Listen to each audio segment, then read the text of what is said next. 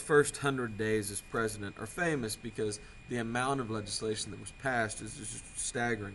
But these programs, these first 100 days legislation, were mostly stopgap measures. They were trying to just stop the bleeding.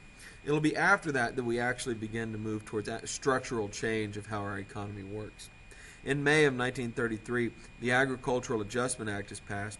It sets limits on production of wheat, cotton, corn, hogs, tobacco, and dairy.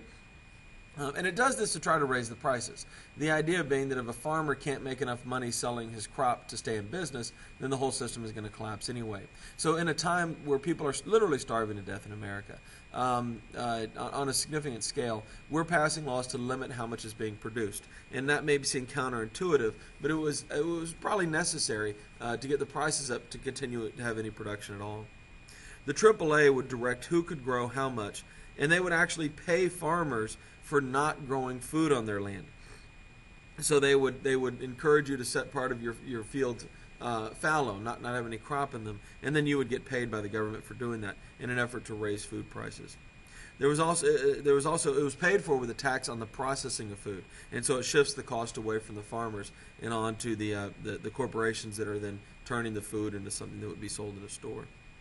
Farm prices are subsidized by the government to parity. We just simply subsidize farmers to bring prices up to a point where farms can stay in business. And this works.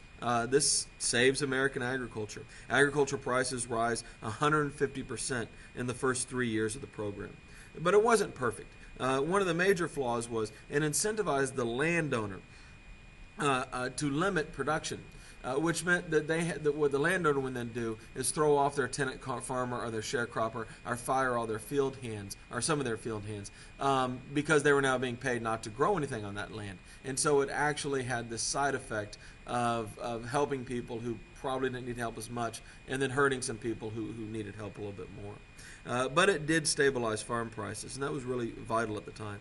In January of 1936, the Supreme Court strikes down parts of the AAA, saying the government setting limits on production and determining production is bad. It's kind of this just basically an attack on a regulated economy.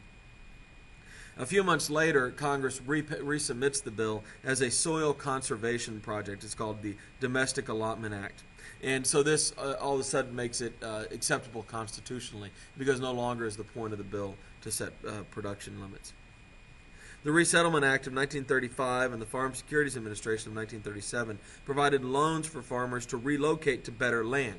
We know that the Dust Bowl had made much of the country, or a big chunk of the country, unworkable as farmland. But only a few thousand moved. It's not as simple to pick up and move everything as it's made out to be by economists sometimes.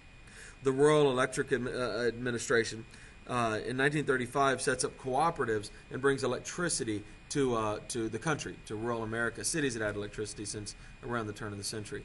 But under FDR and the New Deal, electricity will essentially become everywhere. I still get my electricity from one of these co-ops that was set up, and I live in a suburb of Austin.